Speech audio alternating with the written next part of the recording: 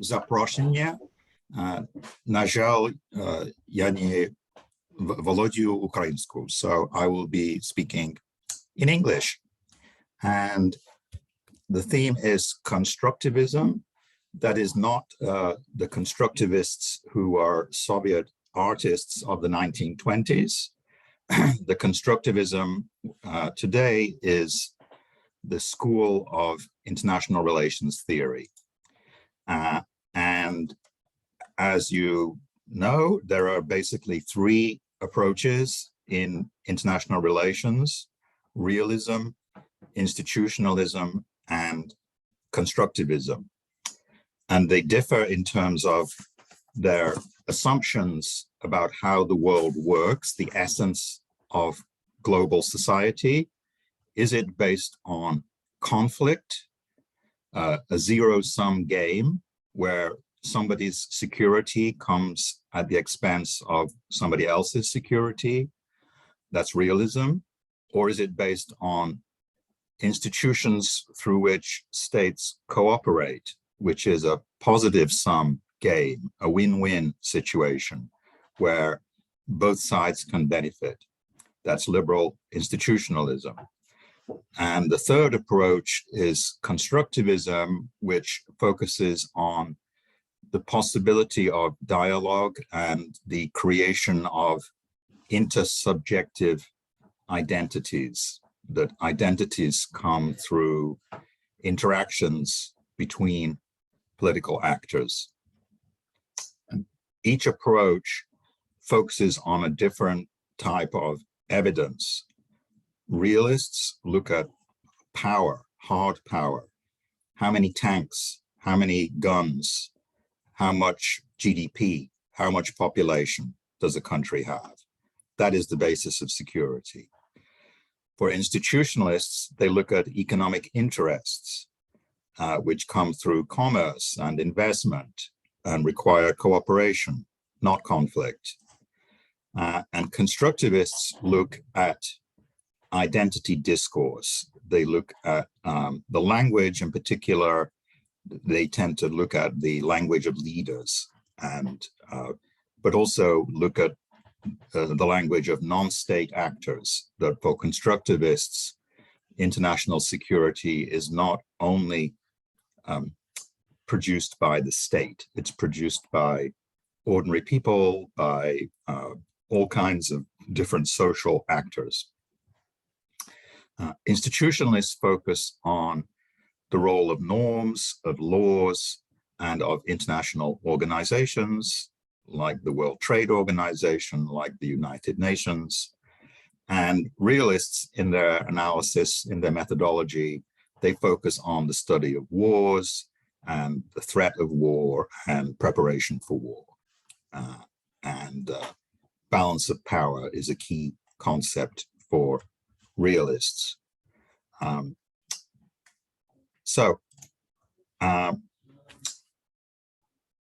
does all this relate to the Ukraine war? So I'll just put this argument out there at the beginning. You can argue that constructivists have a better explanation for why Putin attacked Ukraine than realists. First of all, Ukraine did not pose a threat to Russia, so Putin was inventing a threat for his own reasons. And secondly, the war is very damaging to Russia, both economically damaging, but also damaging to Russian security, because the war is destroying Russia's army and Russia is losing the war. And in fact, since 1945, only one third of the countries that started wars won wars.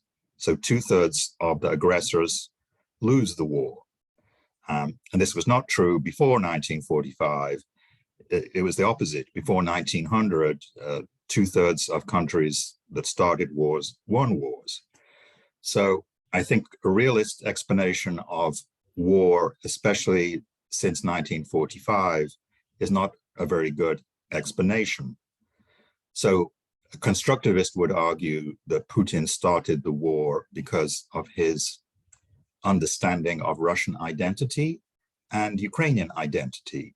He denied that there is a Ukrainian identity, and he interpreted Russian identity as being an empire, a state controlling as much territory as possible, and certainly controlling the former Soviet space, and also not assimilating into European security system.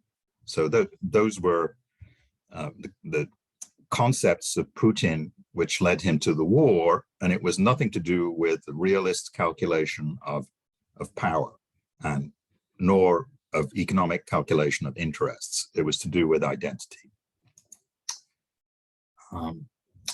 Okay, what is constructivism? It appeared in the 1990s, I would say, as an alternative to realism and institutionalism.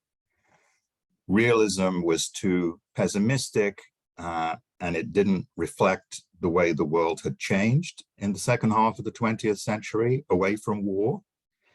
And on the other hand, institutionalism was too optimistic in that it exaggerated the power and influence of international organizations. And constructivism also opened the door to studying things like race and gender, which are important features of security policy, but which were mostly ignored by realists and even by institutionalists. Sergei, am I doing okay in terms of the speed?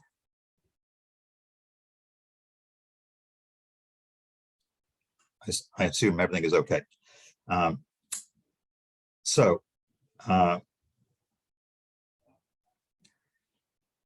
Constructivism focuses on the discourses that emerge in society and between societies that create norms, expectations. Where do these norms come from, and how can they be changed? Because they do change, they evolve all the time. The United States used to see Canada as a threat and tried to invade Canada, but that was in 1812. That is, 250 years ago, 150 years ago. Since then, the United States no longer sees Canada as a threat. So the norm of understanding changed, I think changed permanently. So this slide also includes some examples of constructivist authors. The most important article is that by Alexander Wendt in 1992, where he criticized the realist assumptions about balance of power and anarchy in the international system.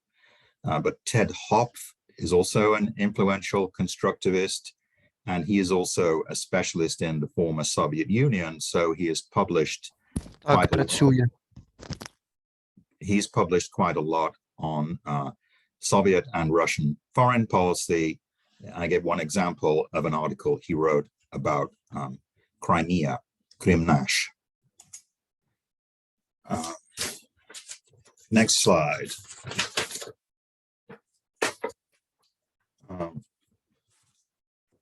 Constructivists argue that force is irrational, unnecessary. I mentioned this point already, and that it's much more important to invest effort into understanding each other's identity narrative and changing those identity narratives to improve international cooperation. Are constructivists successful in explaining why identity comes from and how it can be changed? I'm not sure. I myself, I'm not sure if I'm a constructivist or not. I'm somewhere in the middle. So I'm not the best person to explain constructivism, but I'm happy to try to do that. So here are two examples of important international developments that realism simply doesn't explain and constructivism arguably does explain. So first is the fall of the Berlin Wall and the collapse of the Soviet Union. And both of those events occurred because of a shift in norms. Norms among the people of those countries and norms among the leaders of those countries and the international community. So a superpower like the Soviet Union collapsed, even though it had 300,000 soldiers in East Germany. They didn't use force to prevent the breakdown of the Berlin Wall. So that was a triumph of ideas over power. And then the collapse of the Soviet Union itself 2 years later was also mostly non-violent. And when the August 91 coup happened, the army refused to fight. So it's hard to explain those developments using realist categories. Likewise, the rise of the European Union since 1945 had basically abolished the possibility of war between the member states of the European Union. So it's practically impossible to imagine another war between the European Union member states. And that also is a development which is hard to explain through realist theory. The institutionalists are happy with the European Union as a primary example of the power of new institutions to take decision-making away from the national state. Of course, the problem is that the European Union is a unique product of European history and the two world wars, and it's been very difficult to replicate the success of the European Union elsewhere. So European Union was unable to prevent the wars in Yugoslavia in the early 1990s, and they were unable to prevent the Russian attack on Ukraine in 2014 and 2022. So one problem with the European Union model is that it's unique to Europe, and we don't see similar organizations appearing in Southeast Asia or in Latin America. So it's not a global solution to the problem of war-making states. Now,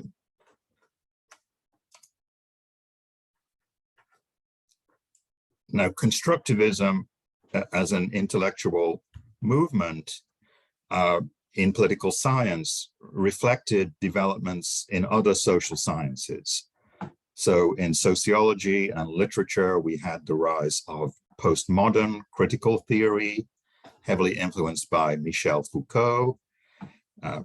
In sociology of science, we had Bruno Latour, and these French thinkers all stressed the importance of discourse over objective facts, that objective facts are rearranged and selected by elites to serve their interests and are not given by nature. So this movement of critical theory, the constructivists used those ideas to kind of criticize the dominant paradigms in international relations.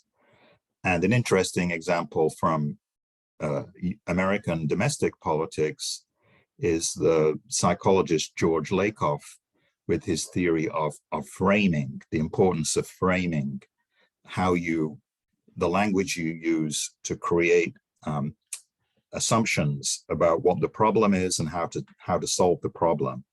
And he applies framing theory both to domestic politics, to how politicians organize their election campaign, what are the slogans they use, but he also applied it to international politics, such as this book, Metaphor and War, about the first Gulf War. And Lakoff argues it's very important to use the terms which frame the debate, which gives you the advantage and puts the other side at the disadvantage. So, for example, in US domestic politics, Lakoff persuaded Bill Clinton, President Clinton, to stop talking about poor people and instead talk about working families. Because if you say poor people and poverty, that's kind of negative, and people don't, maybe the poor deserve to be poor. But if you talk about working families, that's very positive. Work and family are very positive. So voters are more likely to support Democrats spending money to help working families than helping poor people.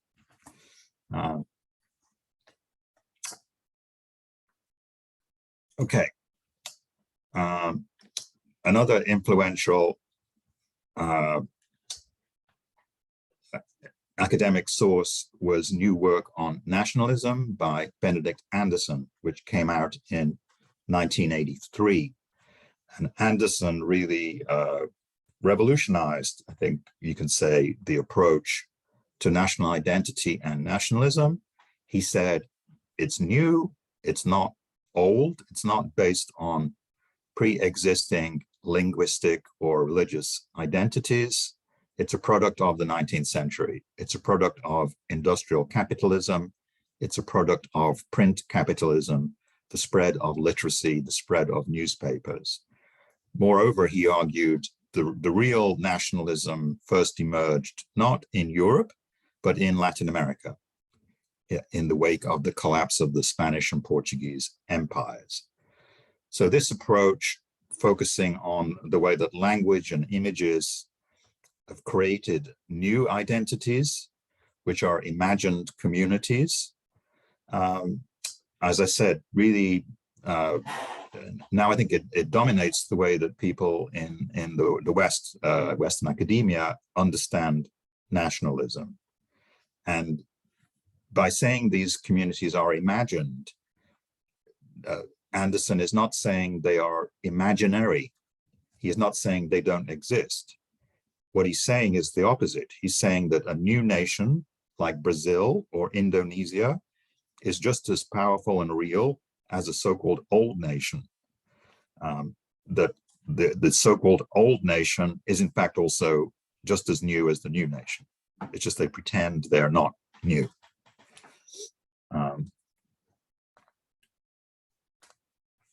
Okay, these are some charts from Harvard University psychologist Steven Pinker, who wrote an important but controversial book in 2011 called Angels of Our Better Nature, where he argues that the Enlightenment progress is happening, especially since 1945. The level of violence in society and between societies is going down. He measures this, he's a statistics person, so he measures it in various ways, through homicide, through state executions, through state torture. All of those things have decreased. Slavery decreased. And even wars between major powers have also decreased. And the deaths of people in war have also decreased. So certainly World War I and World War II were extremely bloody, but as a proportion of global population, wars in previous centuries were also very bloody. And what's remarkable, he argues, Pinker argues, is that since 1945, the number of deaths in war has gone down, the number of wars has gone down. Most wars now are civil wars, and the death rates are lower. Now, some analysts criticize Pinker, and certainly since 2011, we've seen some new wars, including, of course, the Ukraine war, but also the Syrian civil war. So there's a debate about whether Pinker's data is correct or not. But if it's true, then it supports the constructivist criticism of realism, because war is becoming less prevalent. Another aspect of constructivism, which has got a lot of research and attention is the concept of securitization, first developed by Ole Weaver. And this concept refers to a practice when the leaders of a state kind of invent security threats and redefine problems like drug use or migration or energy supply. They redefine a social problem or a political problem as a security problem, as a threat to the security, the existence of the state. And a lot of the writing on this looks at the war on terror and the concept of international terrorism and Islamist terrorism in particular as a securitization strategy, that leaders exaggerate the danger of international terrorism and use it as an excuse to introduce surveillance systems and repressive policies which are far more powerful than the threat they are supposed to address. I think securitization can apply to the war in Ukraine, because what Putin is doing is saying that the very existence of Ukraine is a security threat.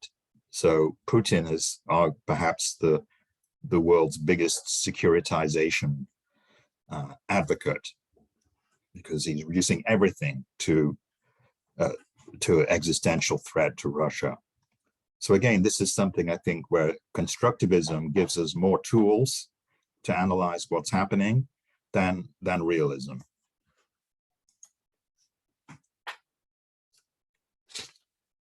Okay, new challenges. There are many international challenges apart from war, pandemics such as COVID and AIDS, global warming, which are threatening livelihoods and lives of people and which require action which individual states cannot manage, because these are problems at the level of global society, the global commons. And to deal with the tragedy of the commons, you need cooperation. So realism gives us no tools to understand how this cooperation will happen. Institutionalism gives us some tools, but not enough. Constructivists argue we need to change the way of thinking. We need to change public perceptions of these challenges and find new solutions that lie beyond the traditional state system.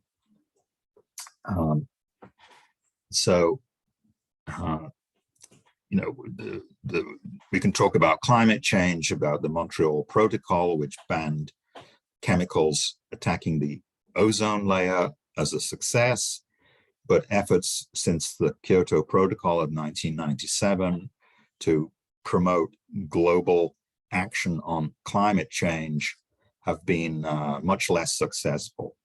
So this is a major challenge for constructivist theory, to try to figure out how phenomena like Greta Thunberg, the Swedish activist who did impact global debate about climate change, how to build on the Greta Thunbergs to really bring about a different behavior by the states.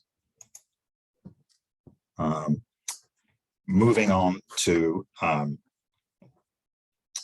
the Ukrainian case, and this final section of my presentation is based on an article I just wrote about global responses to the Ukrainian war, which will be published, I think, today in the PONAR's website.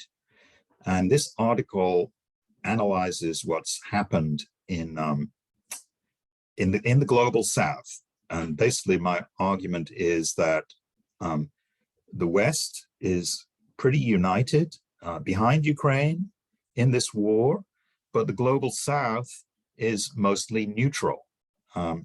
There was some support for Ukraine in the United Nations. So this is some of the data on some of the key votes. And we see, yes, 141 countries voted for Ukraine, but 35 abstained and 5 voted for Russia. But the problem is that among those total 40 countries that voted against or abstained, they include 60% of the world's population. So big countries like China, India, Indonesia are not supporting Ukraine. And similarly, we see a similar pattern in the vote on the excluding Russia from the Human Rights Council. And here's a map which just visibly shows the north-south divide here. And this is a map of countries on the economic sanctions, who've put economic sanctions on Russia. And you can see there's virtually nobody in the global south who are sanctioning Russia. They're happy generally to buy Russian energy at cheap prices. And the only 2 countries that are in the global south who are sanctioning Russia are basically invisible on the map. That is the Bahamas and Singapore. They've joined the sanctions. Otherwise, and Singapore is not really global south because it's very wealthy. So it's not only the leaders of the global south who are staying neutral or accepting the Russian narrative about NATO being to blame for the war. It's also public opinion. So I summarize in the paper some international polling done, which shows that, the opinion is complicated, that Russia does not have a very strong positive image in most of the world, and the people don't approve of Russia's invasion of Ukraine or of the war crimes of Russia, but also the dominant view in the rest of the world, in Africa and the Arab world, is that it's not their problem, that this is a struggle between the great powers in the north, and it's too bad that Ukraine is suffering, but they kind of blame the United States and Russia equally for the war. So that seems to be the kind of dominant opinion in Latin America, in sub-Saharan Africa, and in India. I'm simplifying here. There's contradictory trends in the public opinion, but that's the general pattern. And why is this? Why is the public opinion so ambivalent about this war of aggression, which was pretty clear case in my view? Well, one explanation is the pragmatic one, that there's a global recession, there's inflation, there's real problems with food security. And so people in these poor countries are just very worried about day-to-day life, and they don't care about wars in other parts of the world. And if Russia is offering them cheaper crude oil, they'll take it, and that'll help ease their economic situation. Second possible explanation is a legacy of the Cold War and the Soviet position in the Cold War, which was that of an anti-colonial power. So the Soviet support that they gave, military, economic, political, to Cuba, to Nicaragua, to Angola, Mozambique, Ethiopia, that was 30 years ago, and it still resonates in public opinion in places like India and especially South Africa, where the Soviet Union was a strong supporter of the African National Congress. So that partly Russia is getting benefit of the legacy of that Soviet soft power. And then thirdly, we have the fact that the United States has also launched wars in the post-Cold War period, intervening in Bosnia, Kosovo, Libya, Syria, and of course, Iraq and Afghanistan. And so the impression in the global South is that the United States is still a very aggressive, very militaristic power. Now, some of those wars were approved by the United Nations and are morally justifiable wars. And some of them are arguably not justifiable. So I think the Iraq War in 2003 in particular is a problem which United States society and government should admit was a very big mistake. And so what I propose in terms of where do we go from here, I'll just give a couple of examples of the ideological war in the developing world. So one important advantage for Ukraine has been the incredible leadership of Volodymyr Zelensky. And here, this on the left is a painting from a shop in Bristol, England. But anti-American intellectuals in the global South have tried to deflate the Zelensky image. And here's a horrible example from an Indian newspaper where he takes that image of Zelensky as Superman and puts a suicide belt on him. And the argument in the article is that Zelensky is responsible for starting the war and he's committing suicide of the Ukrainian nation. And this is a particularly powerful image in India, who had their problems with suicide bombers in Mumbai and Islamist terrorism in Kashmir. And the author of this article is actually a former official in the Indian Secret Service, the RAW. So this is a really shocking example of how pro-Russian elites or factions in places like India are trying to twist the debate against Ukraine. So how do we push back against this? I think the Western narrative so far has focused on democracy. It's focused on NATO expansion is a good thing, bringing peace, and it's focused on the struggle, the military struggle of Ukrainian David against the Russian Goliath. And it's also, you see many articles arguing on the need to contain Russia, weaken Russia, and even destroy Russia. And these arguments have been very persuasive in the West and in Australia and Japan and South Korea, but these arguments don't work in much of the rest of the world. Only 20% of the world live in democracies, so promoting democracy is not going to win allies. NATO, they don't care about NATO, they see it as a military alliance, and so talking about NATO actually reinforces Putin's argument, because Putin blames the war on NATO. So if we talk about the war as showing the value of NATO, we're actually accepting Putin's frame. So this is an example of the George Lakoff argument. You don't want to argue using the categories that the enemy uses. You want to use different categories that the enemy can't deal with.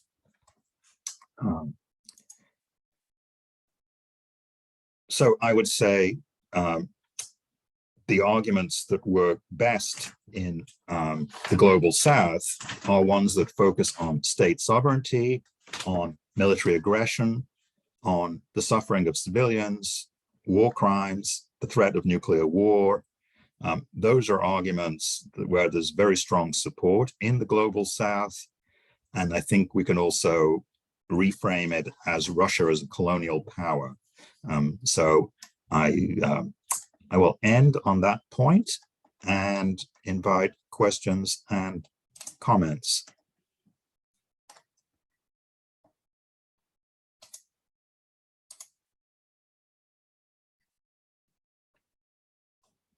So if you want to put your yellow hand up and ask a question, go ahead. So Igor. Yes, Igor. So first of all, thank you for your lecture, Mr. Rutland. And I want to say about Latin America and Africa. So for Ukraine, we have a big job a big mission to destroy Russian propaganda in country of Latin America and Africa minds. because they also have rich mineral resources. If we mineral resources, and is also important for us to develop relations, because we must be in all of the world. If we will be in all of the world, in Latin America, in Africa, so we can defeat Russia, and to make the historical fate that Russia can be the eastern wall, which can protect the Western civilization from Islamic invasions of Talibs from Taliban in Afghanistan, Iran, and other Islamic terroristic organizations. This all. This is my comment. Yes, I agree. It's a big challenge, and Russia, through the RT broadcasts and other social media bloggers, they have a very active presence in the Arab world, in Africa, and even to some extent in Latin America with RT in Spanish. And unfortunately, the United States used to have a big propaganda apparatus during the Cold War with the Voice of America and Radio Liberty and so on. And since the end of the Cold War, those services have been basically dismantled. So the United States does not have an active information warfare policy in the rest of the world. We just leave it up to the private sector. You know, we leave it up to CNN and Facebook and Twitter, like just laissez-faire. Let them run their information operations, and they are also private actors responsible for censoring and stopping the Russian trolls and disinformation. But the government in the US has left it up to the private sector. And of course, for Ukraine, it's a real challenge as a new country on the international stage to create the network of influence that can try to promote Ukrainian interests. It takes money, it takes effort, and it takes time. But of course, President Zelensky is a media person, so he understands this very, very well and has been very successful in using social media. The question is to get it out, not just in Europe, but to the rest of the world. Can I want to add my things because I didn't finish. Can I? Yeah, yeah. So if Russia will fail, so China be stronger in economical and the political sphere in our lives. But unfortunately, Russia made his act suicide in the state, and the historical fate to hold the eastern whale from invasion became to our role. Because if we remember our history of Ukraine, Kievan Rus, Rus, Lithuanian Principality, Rich Pospolita, Cossack history, we always hold the Eastern civilization, Islamic civilization, because and see the geography of our lands, it is border, nature border between agriculture and steppe. So that's all. Yeah. So the world is changing, and yes, China is a very powerful player.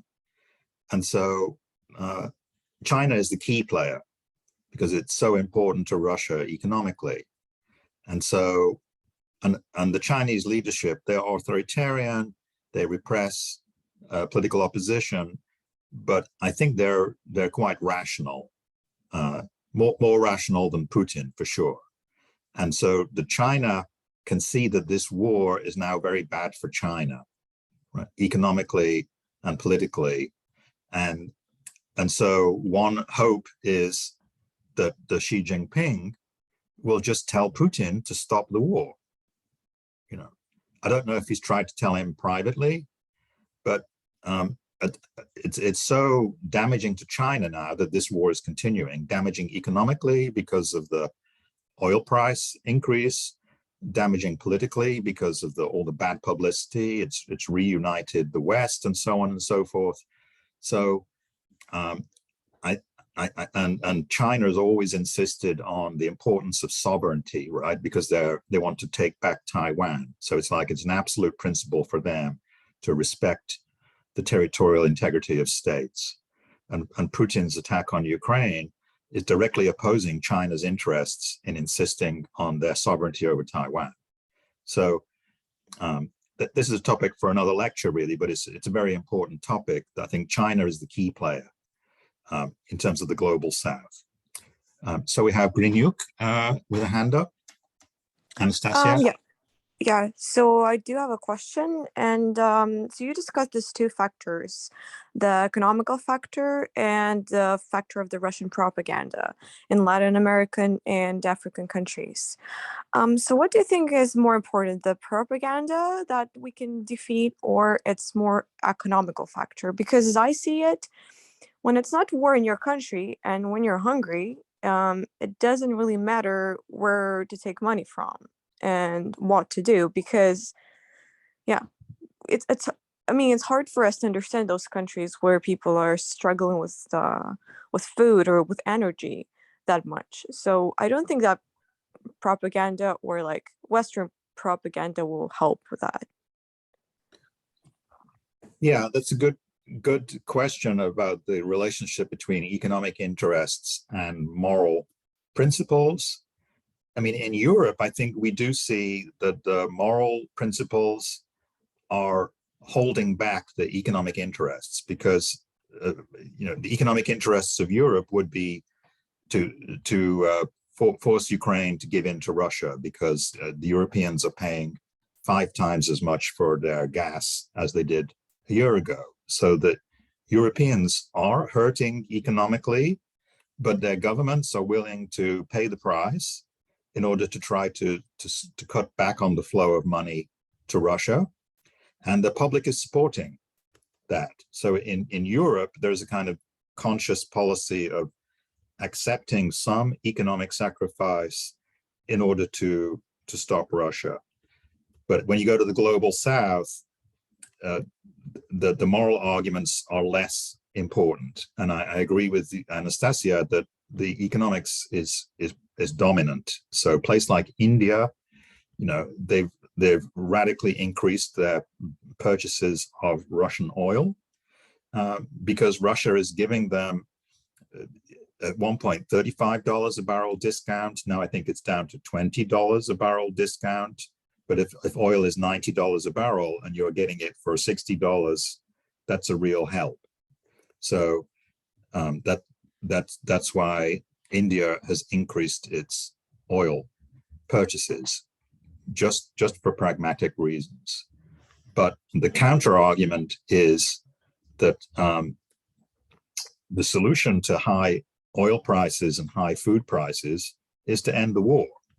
That in the long term, Russia is causing these high prices by launching the war and continuing the war. And if the war stopped, then the prices would come down. So I think that's the argument that that Ukraine and its Western allies have to make, that this war is damaging all of our interests and it's immoral. So let's put pressure on Russia to stop the war. Thank you.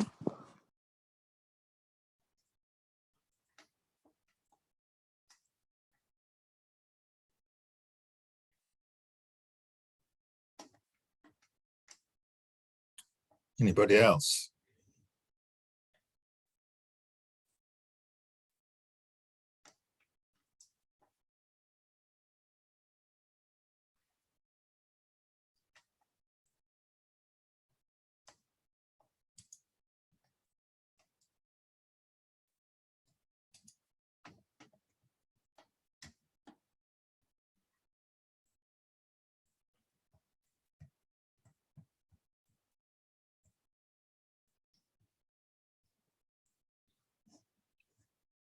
I don't know if you had heard of the approach called constructivism before, if this is all new for you, or if you'd already come across it. I just don't know how widespread this approach is.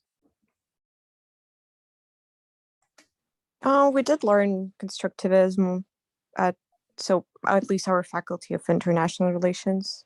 Mm-hmm. Because in the public debate, in like newspaper editorials and so on, realism tends to dominate. So, you know, if you look at the BBC or whatever, they're usually having security experts who are former generals, and they're talking about security only through the prism of military. But the reality is that I think this is primarily a war about identity, and so it's the historians, it's people like Tim Snyder and Serhii Plokhy who are more important in understanding what's happening than just the military specialists. But they are both historians, and so they wouldn't, you know, consider themselves constructivists. It's just not their discipline. But in political science, there's a split between quantitative analysis and qualitative analysis, statistics-based and analytic narratives. And constructivists tend to be in the qualitative school, and they're less influential than the quantitative school. So that's partly why constructivists are relatively isolated from other political scientists. Anastasia has a follow-up question. Yeah, I just had a comment about the military experts and realism. I think the way the war is going on now, the only way to defeat Russia is to use power. As we see, nothing else actually work, and we cannot negotiate with terrorists. So it does make sense why realism is dominant at the political, like, science field right now. It's just my opinion. Yeah, well, during a war is about hard power, but it's also about information war, and it's also about alliances. So, you know, the way I look at it is that Putin, if you look at the beginning of the war from a realist perspective, the Russian GDP, the Russian military was like 10 times bigger than the Ukrainian GDP or the Ukrainian military, just by counting the number of tanks and the so-called million men in the army. And so a 10-to-1 advantage from a realist point of view, Putin could be confident that he would win the war, you know. But he was assuming that the United States would not get involved in the war at all, right? If the United States gets involved in the war by sending weapons, now it's sent, I think, $17 billion of weapons, then it's a different story. Then the United States economy is 10 times bigger than the Russian economy, and the United States military is 10 times bigger than the Russian military. So from a realist point of view, Russia is going to lose. So the key variable which was missing from Putin's realist calculation was the question of alliances and the question of morality, of justice. And so he didn't predict that the United States would get as involved as it has. And that also applies to the European Union and to support coming from Germany and Poland. So even though the war itself is a military struggle which involves tanks and aircraft and missiles, the moral dimension and the narrative, if you like, the identity narrative of Europeans must stand up against a war of aggression, that has brought these other countries into supporting Ukraine. and that changed the realist calculus completely. And if that alliance support system can be extended to places like India and even China, then for sure Ukraine will win more quickly. So I'm not denying the importance of military factors and hard power, but I'm saying that alongside that, there are these soft power considerations that really matter and that really can change outcomes of wars depending on how the protagonists manage to secure support from other people who are not directly engaged in the war.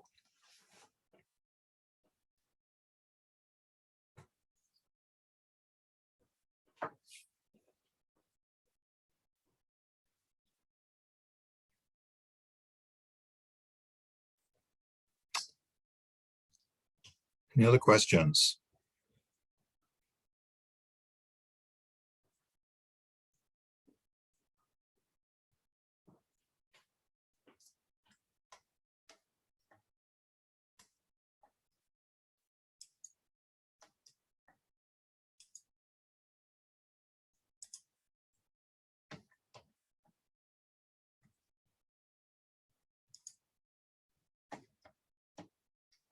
If there are no more questions, Peter, I think we can stop here. And I want to thank you so much for your presentation, very thought-provoking.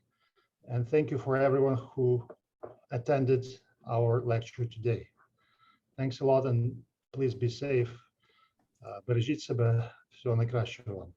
Yeah, well, I really appreciate the chance to talk to you. I realize these are extremely difficult times for you. So your willingness to engage in intellectual debate and to save that little space of freedom for you is really appreciated by me. So good luck with the rest of this year.